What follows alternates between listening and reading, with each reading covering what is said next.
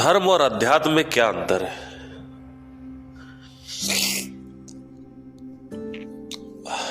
अभी कुछ दिनों पहले की बात है जब मैंने पहली बार साउंड ऑफ साइलेंस के ऊपर वीडियो बनाया कि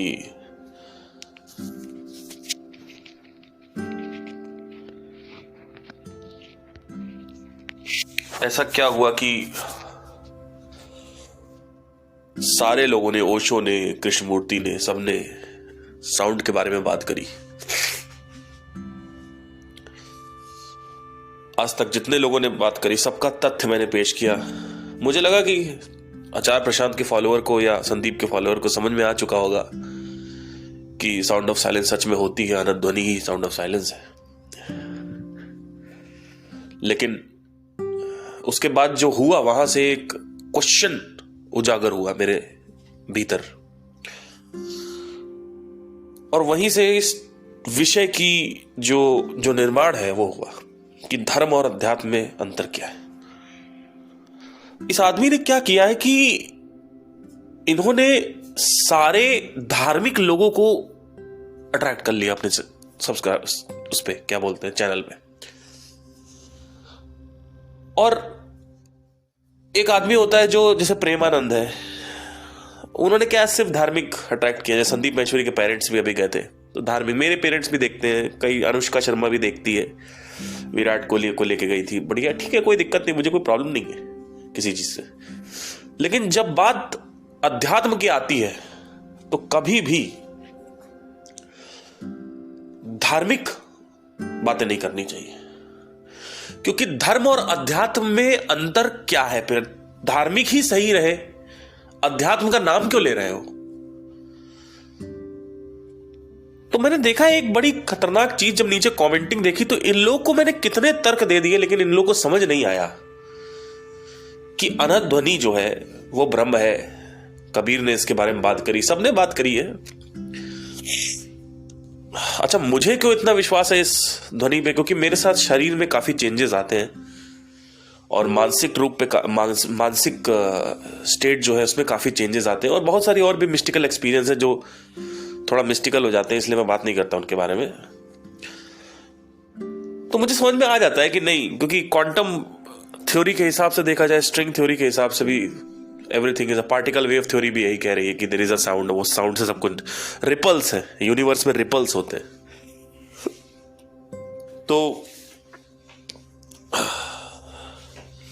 मुझे समझ में आ चुका था, तो मुझे तो हिलाना पॉसिबल ही नहीं है मेरी सोच को, क्योंकि मुझे प्रत्यक्ष हो चुका है। Connecting the dots.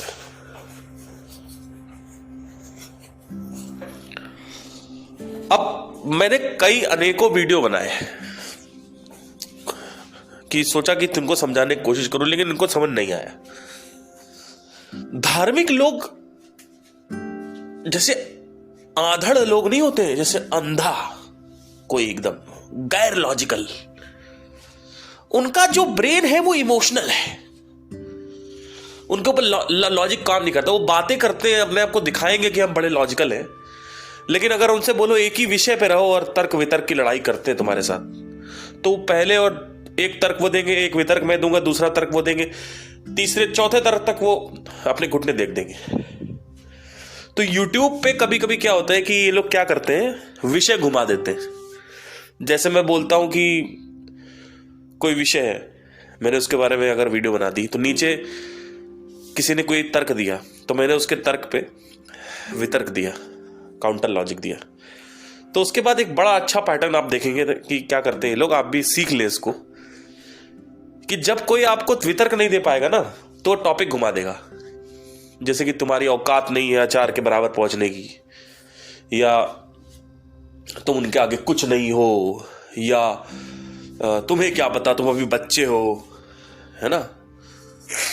तो विषय घुमाने की बात होती है। अगर तुम्हारी सच में औकात है, अगर तुमने सच में अपने आचार्य प्रशांत को इतना फॉलो किया है, तो मेरे तर्क का वितर्क दो, उसी विषय पे रहो, टॉपिक मत चेंज करो कि मेरे अंदर कम अकल की कमी है या मैं बेवकूफ हूं। उसी तर्क पे रहो, मैं तुम्हें धज्जियां उड़ा दूंगा, नंगा कर दूंगा तुमको उसी वक्त में।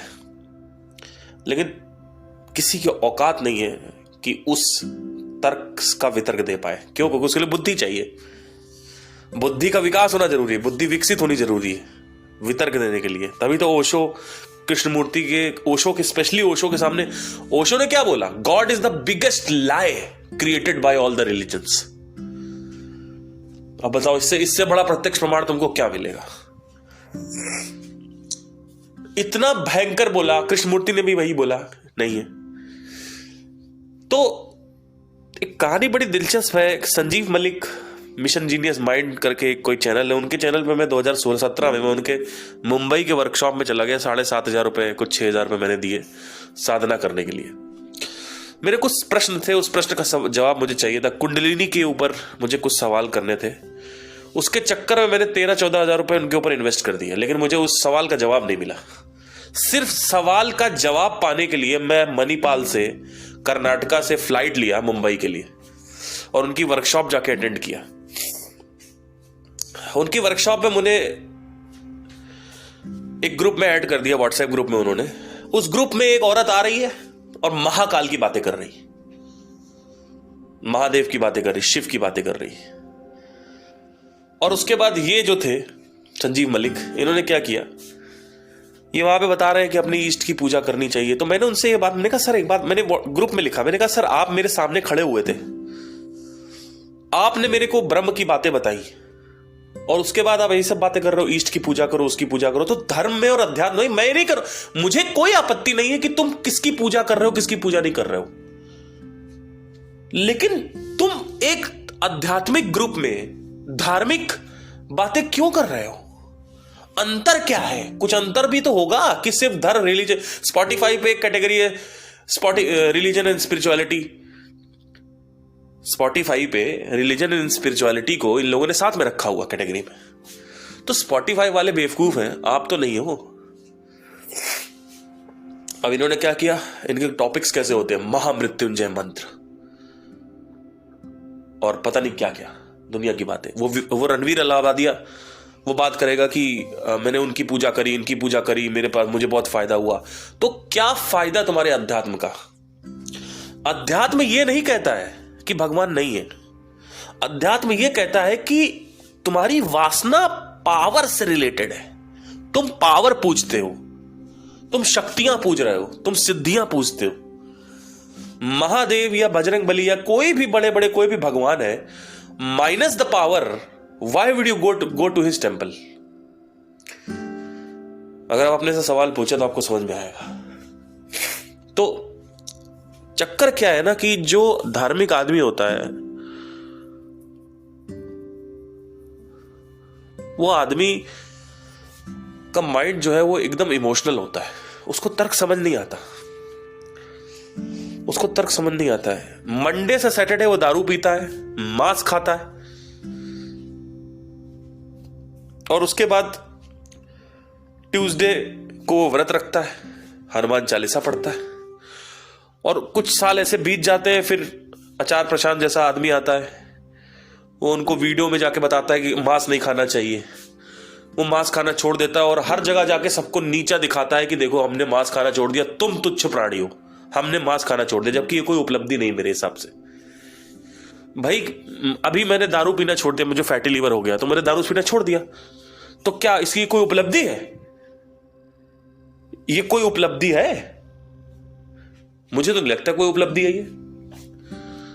तुम्हें अभी तक ज्ञान और अज्ञान में अंतर नहीं पता, तुम क्या बातें कर रहे हो? बात यहां मेरे चैनल पे आते हैं, जब भी अचार के ऊपर वीडियो बनाओ नीचे आके हमने मांस छोड़ दिया, हमने मांस छोड़ दिया, अरे तो क्या कर लिया भाई तुमने मांस छोड़ दिया? तो इसमें कौन सा तुमने तीर मार दिया जो इतना प्राउड हो रहे हो अपने ऊपर? ये कोई उपलब्धि है? आत्मज्ञान की बातें तो तुम्हारे मुंह से निकलती नहीं है। तो चक्कर क्या है सारा का सारा कि जो आध्यात्मिक आदमी होता है और जो धार्मिक आदमी होता है, आप लोग को बिल्कुल स्पष्ट रहना होगा। इसीलिए मैं इस क्लैरिटी के लिए इस वीडियो बना रहा हूं कि धर्म और अध्यात्म में अंतर क्या है। धार्मिक होना और आध्यात्मिक होने में कोई अंतर भी है कि धार्मिक को ही आध्यात्मिक बोलते हैं, आध्यात्मिक को ही धार्मिक बोलते हैं? हम तो आध्यात्मिक हैं, हम जाते हैं शिरडी साईं बाबा के पास। तुम आध्यात्मिक नहीं हो, तुम शक्तियां पूजने जा रहे हो, तुम्हें पता है शिरडी साईं बाबा जाओगे, वहां भगवान की कृपा होगी, तुम्हारी वासनाएं पूरी हो जाएंगी, तुम्हारी इच्छाएं पूरी हो जाएंगी। Minus the power, why would you go to some place? नहीं नहीं, हमें वासना नहीं चाहिए, हमारी ये प्रॉब्लम है, ये प्रॉब्लम खत्म हो जाए, मेरा बच्चा बीमार है, उसको हॉस्पिटल में चला गया है, वो भी वासना ही है, वो भी डिजायर ही है। कोई प्रॉब्लम की जो मेरे घर में बोलते रहते हैं कि इनकी पूजा करो, उनकी पूजा करो, उनकी पूजा करो, तुम्हारी सारी प्रॉब्लम सही हो जाएंगी। मैंने कहा कि आपकी सारी प्रॉब्लम सही हो गई क्या? सारी प्रॉब्लम सही हो गई आपकी? मैंने कहा जिस आदमी को कुछ चाहिए ही नहीं, उसके ऊपर क्या भगवान तीर चलाएगा? कौन सी दुखती नफ्स मेरी तुम दबाओगे?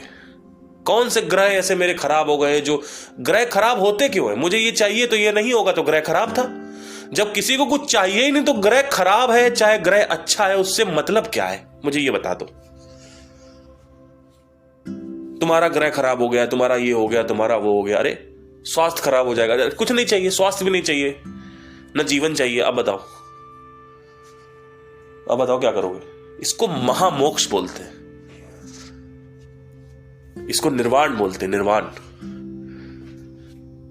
तो होता क्या है कि सिंपल सी चीज है, कभी भी धर्म और अध्यात्म में एक ऐसा गुरु, कभी भी जो भी आदमी मिक्स कर रहा है ना, वो गुरु नहीं है।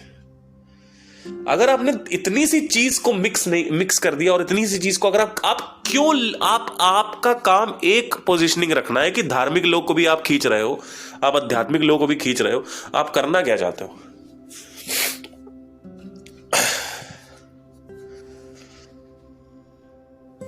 मांस मदिरा छुड़वा रहे हो। अगर आपको डीप में जाके देखा जाए तो ये देश जो है इतना दूध पीता है, इतना दूध पीता है कि कितनी सारी गायों का उत्पीड़न होता है, पता है आपको? जब वो गाय आखिरी में दूध देना बंद कर देती है, उसकी लाइफ हो जाती है, तो उसका आखिरी फायदा उठाती हैं कंपनियां, उसको काट देती हैं। क्या आपको ये चीज पता है?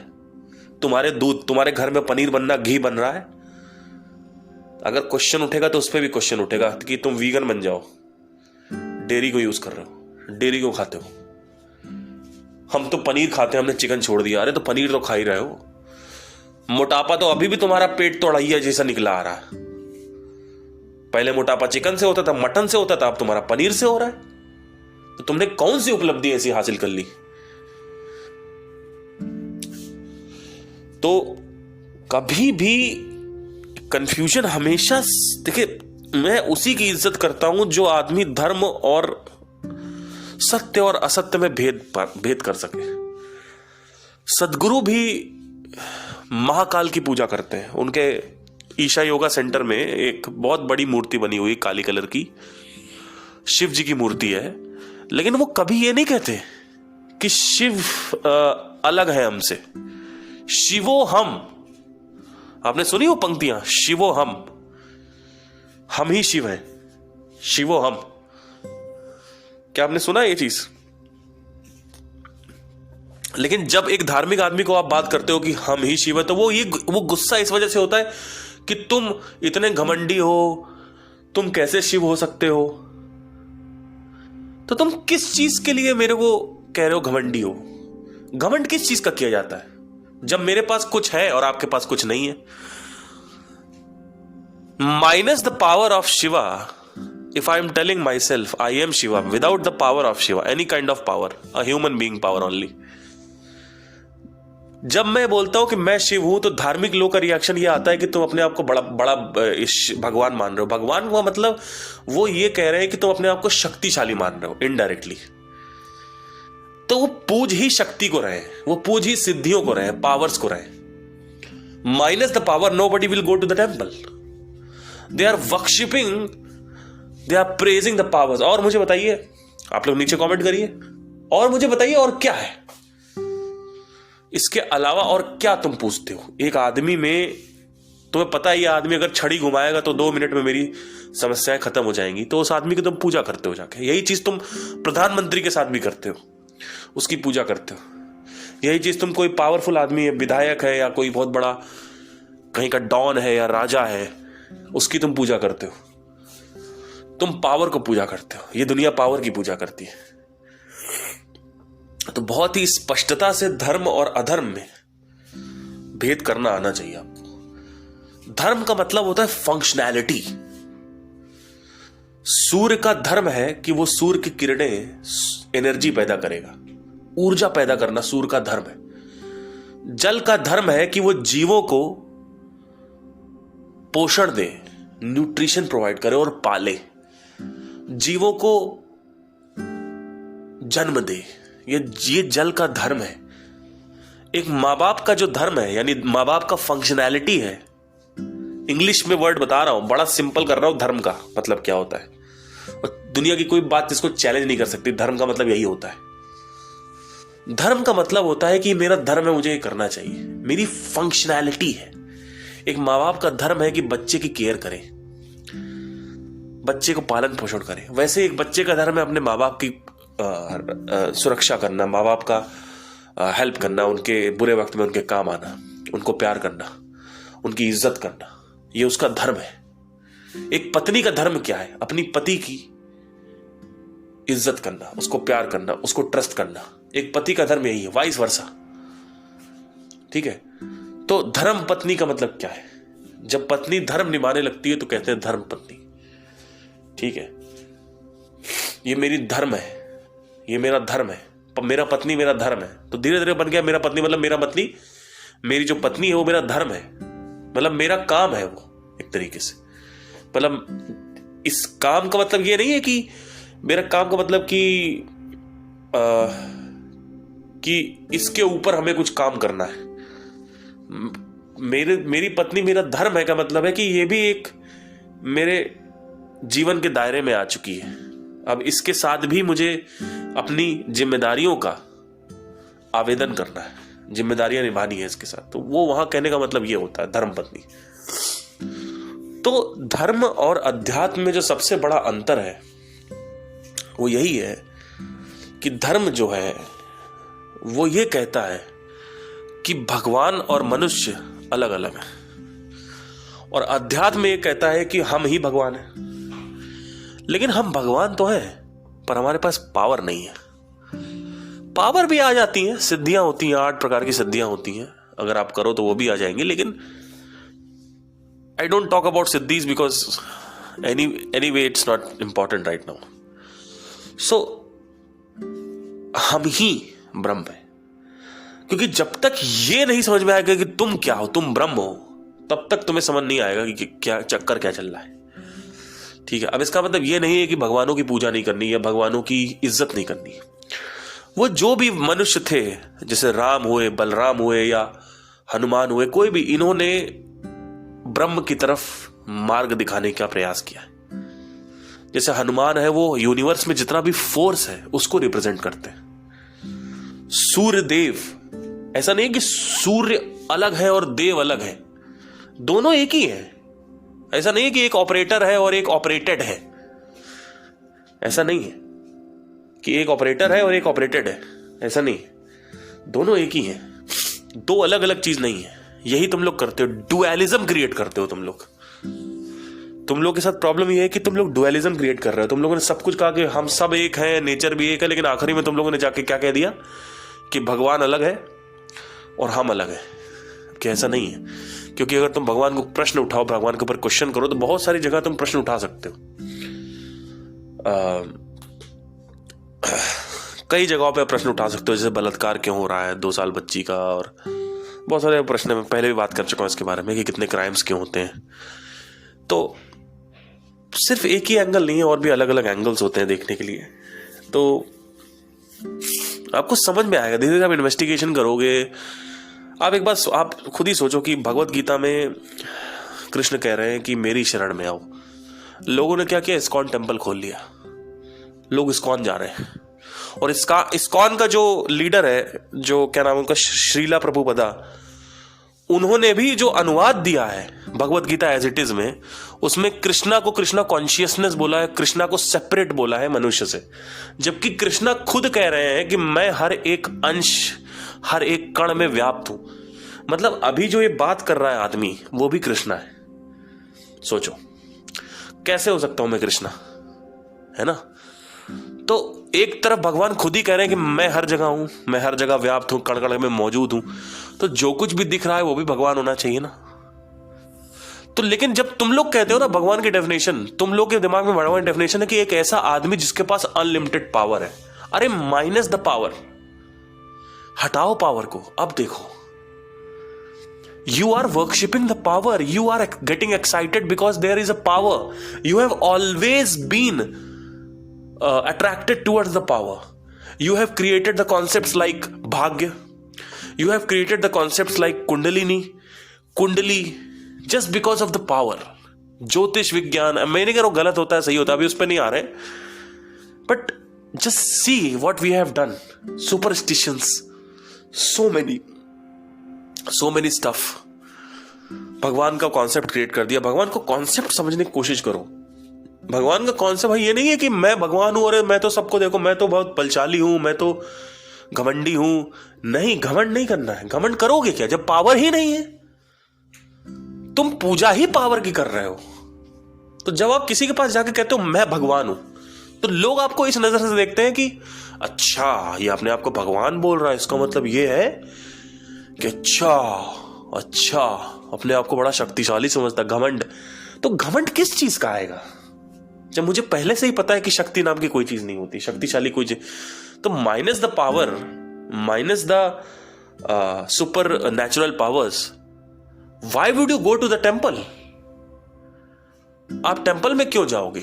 मंदिर में क्यों जाते हो? भगवान सारे कष्टों का निवारण करते हैं। आपको कुछ चाहिए क्योंकि आपको पता है कि वो हमसे ज्यादा ताकत रखता है, हमसे ज्यादा शक्ति रखता है और इस दुनिया का रचयिता है ना?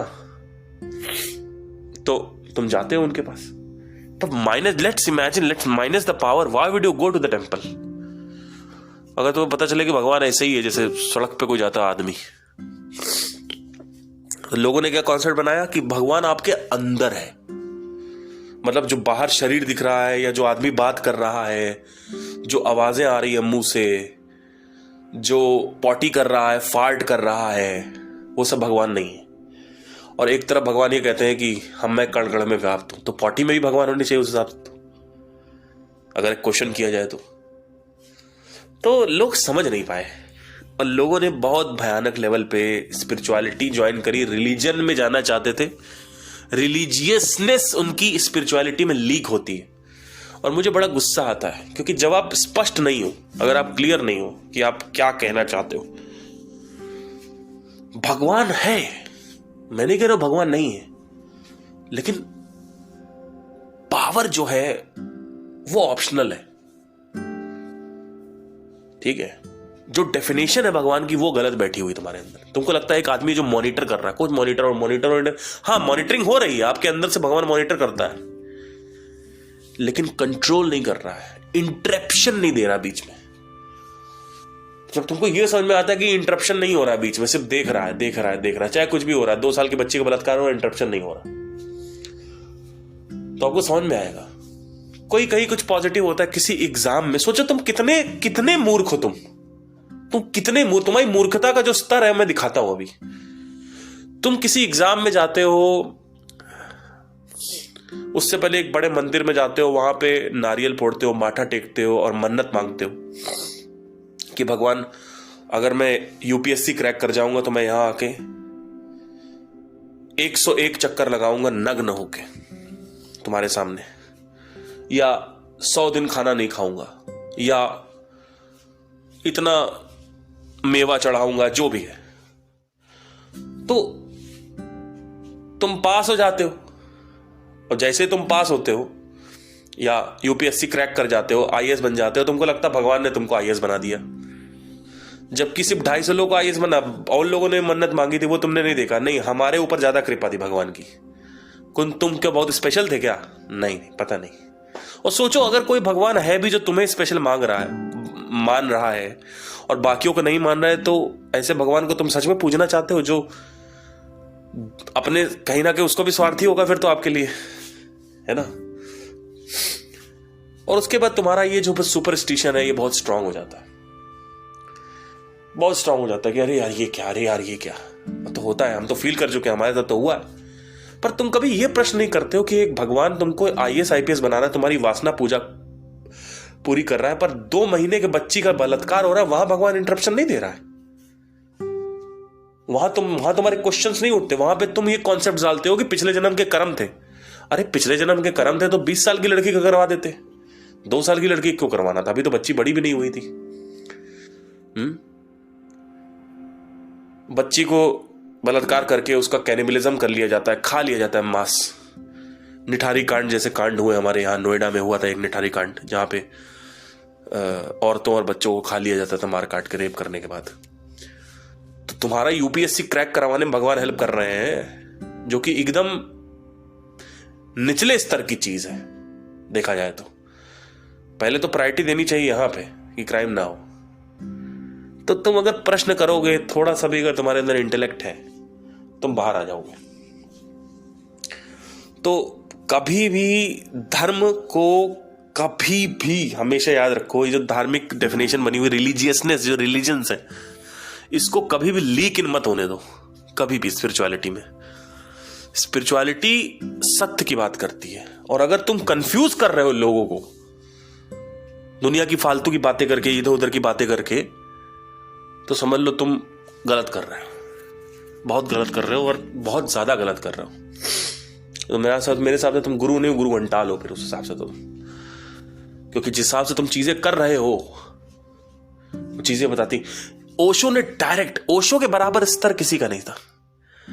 ओशो से ही वॉज वेरी ब्लंट। उन्होंने क्या बोला? God is the biggest lie created by all the religions. खत्म, टाटा बाय बाय, गया। और स्पष्टता से क्या लोगे? और दूसरे ही पॉडकास्ट में उन्होंने बोला भगवान हम, परमात्मा हमारे अंदर है, परमात्मा हर जगह है।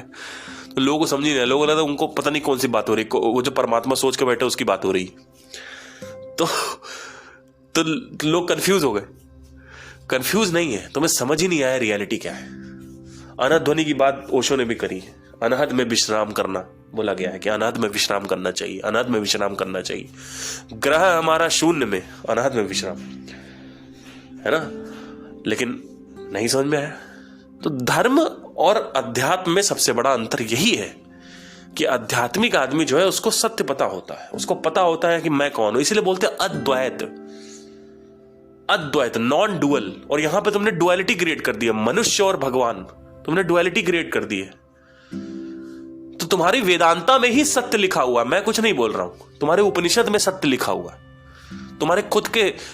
ये जो कल्चर था, ये this is the godless culture. सनातन धर्म जिसका गॉडलेस कल्चर। सनातन का मतलब होता है एटर्नल, वो जो था है और रहेगा, इटर्नल, सब अनंतम, हर चीज अनंत काल के लिए है, सब कुछ अनंतम है, किसी भी वस्तु को मिटाना पॉसिबल नहीं है। तो जब ऐसी बात करेगा कोई, तो मनुष्य भी तो इसी दुनिया में आता है ना, तो वो कैसे अनंतम, वो उसका कैसे अंत होगा? सब अनंतम का मतलब सब कुछ, मतलब सब कुछ। देयर इज अ कंटिन्यूएशन, इसका मतलब देयर इज अ कंटिन्यूएशन। तो सिंपल से ये कह रहे हैं कि अगर आप किसी को जला भी देते हो तो एटम्स में डिस्ट्रीब्यूट हो जाता है। अब एटम्स को कैसे जलाओगे? अगर एटम्स को डुबाओगे और सब एटॉमिक पार्टिकल में आ जाएगा, अब उसको कैसे जलाओगे? वो ये कह रहे हैं। तो this was the godless culture. जितने भी तुम्हारे भगवान हैं, इन्होंने सिद्धियां हासिल करी थी, और साथ ही साथ इन्होंने मार्ग को दर्शन दिया है। जैसे दशरथ के जो राम थे, वो एक्चुअल राम नहीं है। राम नाम तो बहुत पहले से ही चल रहा था, जैसे परशुराम। राम का मतलब होता है वो आदमी, जो वो चीज, वो वस्तु जो हर जगह रमी हुई हो। इसीलिए बोलते हैं राम नाम सत्य है। राम का नाम सत्य है, मतलब क्या? जो सत्य है वो राम है। किसकी बात हो रही है? ध्वनि की बात हो रही है। रमा, वो क्या है जो हर जगह रमा हुआ है? और रमा से निकला है राम। राम नाम सत्य है, सत्य बोलो मुक्ति है। मतलब क्या? कि सत्य बोलो मुक्ति है। मतलब क्या?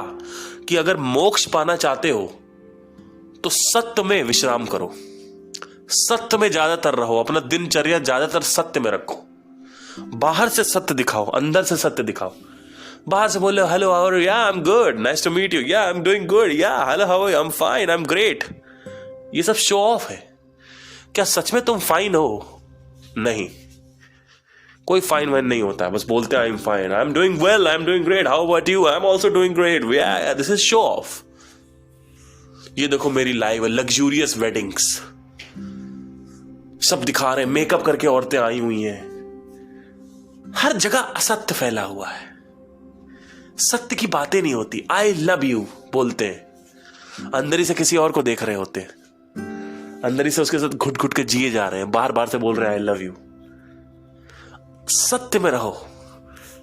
ये जो भौतिक जगत है, ये जो संसार है, ये जो संसारी लोग हैं, संसारी वस्तुएं, संसारी वातावरण, संसारी बातें, इनसे हट के एक और दुनिया है, अद्वैत की दुनिया। उस दुनिया में रहो। ज्यादा से ज्यादा दिमाग वहां गड़ा के रखो। दिन भर में कम से कम 1 से 1.5 घंटा कुछ पढ़ो, कुछ सुनो या कुछ ऑब्जर्व करो, तो तुम्हारा जो ध्यान है वो ऑटोमेटिकली यहां पे आ जाएगा। फिर तुम्हें धीरे धीरे वैराग्य प्राप्त हो जाएगा। धीरे धीरे, साल लगेंगे कुछ, 3-4 साल, 5 साल, 6 साल, 7 साल, धीरे धीरे वैराग्य प्राप्त हो जाएगा। अब तुम्हारे पास पावर आ जाएगी, जिसको असली पावर बोलते हैं। इसको असली पावर बोलते हैं। पावर ऑफ लेट गो आ जाएगी। मतलब क्या, तुमसे लोग बोलेंगे ये घर खरीदना है बेटा, एक घर खरीदना है, घर खरीदना, घर खरीदना। तुम्हारी बीवी कहेगी एक घर तो खरीद लेते हैं, क्यों हम लोग रेंट पे रह रहे हैं। तुमको भक्त नहीं खरीदना। वो कहेगी ऐसे कैसे बात कर रहे हो, अगर तुमको समझना है तो समझो, नहीं समझना भागो यहां से। ऐसे बात करोगे आप। क्यों? क्योंकि आपको पता है कि आप 50,000 रुपए महीने कमा रहे हो, आप नहीं खरीद सकते घर। आपको पता है कि मैं 50,000 रुपए महीने कमा रहा हूं, मैं कार नहीं खरीद सकता, मैं बाइक से चलूंगा। आपको पता है, तो आप हड़काओगे अपने बीवी को, अपने मां बाप को। आप कहोगे नहीं हो सकता ये पॉसिबल, आपको लड़ना पड़ेगा, झगड़ा करना पड़ेगा वहां पे। आपको पता है कि आपका फ्रीडम खत्म होगी उससे। आपको पता है कि फ्रीडम की मूल्यता क्या है, स्वतंत्रता की मूल्यता क्या है, आजादी की मूल्यता क्या है, आपको पता चलेगी। अभी आपके दिमाग में ये बैठा हुआ वासना स्वतंत्रता है, वासना आजादी है, वासना स्वतंत्रता नहीं है। यानी ये हो जाए, मैं सिंगर बन जाऊं, मैं ये कर लूं, मैं वो कर लूं, मुझे ये चाहिए, मुझे वो चाहिए, सब कुछ हो जाए, ये हो जाए, वो हो जाए, तो मेरी जिंदगी अच्छी हो जाएगी, मेरा जीवन अच्छा हो जाएगा, मुझे अल्टीमेटली मुझे स्वतंत्रता मिल जाएगी, मैं फैल जाऊंगा हर जगह। ऐसा नहीं, ये चीज होती है। तो वासना स्वतंत्रता नहीं है। स्वतंत्रता विदाउट वासना आएगी। इंटरनल कुछ होना होगा, कुछ इंटरनल समझ, कुछ इंटरनल रस क्रिएट होंगे, तब जाके अंदर अंदर कुछ आपको मिलेगा। कॉन्सेप्ट्स क्लियर होंगे आपके, गॉड का कॉन्सेप्ट, लक का कॉन्सेप्ट, एक एक कॉन्सेप्ट जो कंफ्यूज हो रखा है वो सब कुछ क्लियर होना चाहिए। स्पष्टता आनी चाहिए जीवन में। जिसका जीवन में स्पष्टता है वो उसका जीवन सरल है, सिंपल है। मुझे घर नहीं खरीदना, मुझे कार नहीं खरीदनी, खत्म। मुझे इतने पैसे कमाने, इतने नहीं कमाने, हर चीज की स्पष्टता है। मुझे 5 लाख कमाने, इससे ऊपर नहीं कमाना है। मुझे 10 लाख कमाने, उससे अरे मुझे 20,000 कमाने महीने का, मुझे उससे ऊपर नहीं कमाना है, खत्म। मेरा उतने में खर्चे चल रहे हैं, कोई दिक्कत नहीं है। अभी किसी ने पूछा था कि सर हम तो 15,000 कमाते हैं, हम क्या करें? आपने तो बोल दिया लग्जरी के पीछे जाओ। अरे अगर आपका खर्चा उसमें चल रहा है, अगर आप उसमें खुश हो, आपके आसपास लोग आपको परेशान नहीं कर रहे हैं, आप गांव की लाइफस्टाइल है, गांव में रहते हो, साइकिल से जा रहे हैं, मम्मी पापा भी खुश हैं, बीवी भी खुश है, तो ठीक है। लेकिन अब तुम कह रहे हो कि चलो मैं तो खुश रह लूंगा, तुमको बीवी भी चाहिए, तुमको बच्चे भी चाहिए, तो उनको तो तुम फैसिलिटीज दोगे कि नहीं दोगे? अब नहीं भी हो रहा है तो हो सकता है कि आप, अगर आपसे नहीं हो रहा है तो आप उस हिसाब से वासनाएं बढ़ाओ मत। भाई बाहर कुछ भी अगर बढ़ाना चाहोगे, आप बच्चे करना चाहोगे, शादी करना चाहोगे, बीवी करना चाहोगे, तो आपके पास तो पैसे होने चाहिए ना। भौतिक को भौतिक खींचता है। भौतिक अगर आपको चाहिए तो भौतिक चाहिए, आपको दूसरी तरफ का भौतिक चाहिए। अगर आपको पत्नी चाहिए तो इधर से पैसा भी चाहिए। अगर आपको पत्नी के साथ बच्चे चाहिए तो और उधर से पैसा चाहिए। तो भौतिक के साथ चलता है। जब भौतिक चाहिए तो इधर के दूसरी तरफ का भी भौतिक चाहिए। ये दोनों साथ में आएंगे, नहीं तो नहीं आएंगे। एक चीज नहीं आएगी कि ऐसे अपने शादी कर ली सर, अब 10,000 रुपये महीना कमाते कैसे रहे। अरे या तो 2 चीजें करो, या तो उसको छोड़ो, है ना, या तो उसको छोड़ो, 10,000 में रहो, अपना गुजारा करो। तो ऐसे नहीं होता है। परेशानियां आती हैं, आप नहीं हम तो प्यार कर बैठे, अटैचमेंट बहुत हो गया। अरे अटैचमेंट हो गया तो आपको पता नहीं अटैचमेंट की वो क्या होती है, क्या बोलते हैं, इंटेंसिटी क्या होती है, अटैचमेंट की रियलिटी क्या, आपको नहीं पता। अभी मैं तब से आपसे क्या बात कर रहा हूं, मैं कह रहा हूं वासना स्वतंत्रता नहीं है, और आप बात क्या करते हो, अटैचमेंट हो गया हमको शादी करनी। अगर तुमको इतना ही अटैचमेंट, इतना ही प्यार है तो पहले थोड़ा शादी रोको 2-3 साल तक, जाके करो कुछ और काम वाम करो कुछ। नहीं, हमको काम करने का मन भी नहीं कर रहा, और लड़की भी चाहिए, तुमको सारे संभोग करना है, तुमको कडल करके स्लीप करना है, बाहों मार डाल के तुमको सोना भी है, पैसा भी तुमको नहीं कमाना है। तो एक तरफ से वार नहीं होता ना, दूसरी धार दो तरफ से वार होता है ना। तो जब मैं कहता हूं कि लग्जरी के पीछे भागो, तो मैं एक दूसरे कंटेक्स्ट से बात कर रहा हूं। अब जिस कंटेक्स्ट में अभी हम जहां पे हैं, अगर आपकी लाइफ सिंपल है, सादा जीवन, उच्च विचार, सरल जीवन है, तो आपके माँ बाप को परेशानी नहीं है, आपके घर वालों को परेशानी नहीं है, आपके पास बीवी बच्चे नहीं है, तो 10-15 हज़ार अच्छा है आपके लिए। अगर आप कहते हो कि नहीं 15 हज़ार में बीवी भी है, तो बीवी भाई उस हिसाब से अंडरस्टैंडिंग भी होनी चाहिए। अब बीवी तुम ऐसे ले आओगे जो तुम्हारे डंडा करे, तब 15 हज़ार अच्छा नहीं है ना तुम्हारे लिए, है ना। या गांव में रह रहे हो तो 15 हज़ार अच्छा है, दिल्ली में रहोगे तो 15 हज़ार कुछ नहीं है बीवी के साथ, है ना। तो क्यों शादी कर रहे हो, नहीं हमें तो बहुत अटैचमेंट है, हम नहीं रह पा रहे उसके बिना। तो तुमको यही नहीं समझ में आया तो यहाँ स्पिरिचुअलिटी में क्या कर रहे हो तुम। जब तक तुमको यही नहीं समझ में आया है कि संसार में सुख नहीं है, मैं आपसे क्या बोलता हूं, सबसे पहला जो चरण है स्पिरिचुअलिटी का वो है भोग, जाके भोगो। तो जिसको समझ में आ गया उसी के लिए है स्पिरिचुअलिटी। फिर उसको जब आदमी ये कहने लगता है सर मैं हर तरफ से हर चीज भोग चुका हूं, मैंने गर्लफ्रेंड पाल लिया, मैंने बाइक खरीद ली, मैंने कंप्यूटर खरीद लिया, मैंने ये कर लिया, मैंने वो कर लिया, मैंने सब कुछ कर लिया, जो भी मुझे लगता था मैंने कर लिया, अब मुझे नहीं समझ में आ रहा है, मैं फंसा हुआ हूं, मुझे बाहर निकालो। तो ये आदमी जो है, इसको बाहर निकाला, ये आदमी अपने आप को खुद बाहर निकाल लेगा, इसको बस इशारा देना है। तो वही इशारा करने वाला राम था, वही इशारा करने वाले हनुमान थे। तो ऐसे बहुत सारे और भी लोग थे, महादेव जिन्होंने योगा का, सप्त ऋषियों को योगा सिखाया महादेव ने। तो ऐसे लोग थे, लेकिन इसका मतलब ये थोड़ी है कि वो ब्रह्म है। ब्रह्म तो अलग है, ब्रह्म का अलग कॉन्सेप्ट है। ये सब ब्रह्म की पूजा करते थे, इसलिए ब्रह्म की कोई मूर्त नहीं है। कहानी अलग बना दी गई है, मैं उसकी बात नहीं करूंगा। ब्रह्म की मूर्त नहीं, क्योंकि ब्रह्म फॉर्मलेस है, बहुत प्रोहिबिटेड है, वर्जित है हिंदू धर्म में ब्रह्म की पूजा करना। बहुत रेयरली आपको कहीं टेंपल मिलेगा, 1-2 कहीं मिल जाएगा। ब्रह्म वर्जित है, ब्रह्म की मूर्ति नहीं बनानी है। एक ऐसा कॉन्सेप्ट है जिसको जानबूझ के सील पैक रखा गया है, इसके पीछे कहानियां डाल दी, क्योंकि उनको पता था साले बहुत बेवकूफ लोग पैदा होने वाले, तो कहानियां बनानी जरूरी है। क्योंकि अगर लॉजिकली बोलते तो कई लोगों को समझ नहीं आता।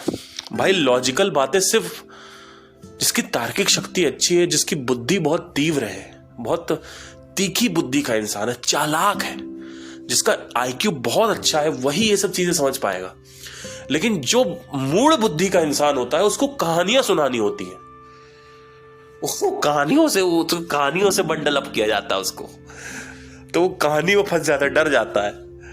तो इस वजह से उसको बताया गया कि जिससे बचा रह सके। उनको पता था, हमारे ऋषि मुनियों को पता था कि अभी अगर मैंने कोई नॉलेज करी तो ये लोग नहीं समझने वाले, इसलिए नॉलेज को रैप अप कर दो एक कहानी से, एक कहानी बना दो।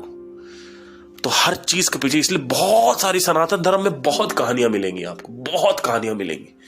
कहानियों का पूरा भंडार है, लाखों समूह में कहानियां मिलेंगी आपको, बहुत कहानी मिलेंगी आपको सनातन में। हर कहानी के पीछे एक मोरल है, एक सिंबल है, वो आपको पकड़ना पड़ता है कि अगर तीर लगेगा तो नाभि पे ही क्यों लगेगा, रावण की नाभि पे ही क्यों तीर लगना चाहिए। बड़े खतरनाक है कहानियां। आई होप आपको समझ में आया हो। Thank you guys, have a nice day. तो धर्म को कभी भी मिक्स नहीं करना है, धर्म को कभी मिक्स नहीं करना है इसमें क्या बोलते हैं, अध्यात्म में। तो जो लोग कंफ्यूजन पैदा कर रहे हैं उनसे भी मैं कह रहा हूं कि सुनते रहो, अगर कुछ फायदा हो रहा है तो अच्छी चीज है। मैं हमेशा ही बोलता हूं सारे गुरुओं को सुनना चाहिए, जिनसे फायदा हो रहा है उसी को फॉलो करना चाहिए, जिनसे फायदा नहीं हो रहा है। इसलिए मैं कहता हूं कि तुम्हारे तर्क वितर्क तुम्हारे काम नहीं करेंगे, क्योंकि तुम अल्टीमेटली खुशी चाहते हो, तर्क वितर्क काम नहीं करेंगे तुम्हारे। तर्क वितर्क से क्या होता है, है ना। एनीवे चलिए ठीक है, thank you guys, have a nice day. कुछ बुरा लगा हो तो मुझे माफी चाहिए।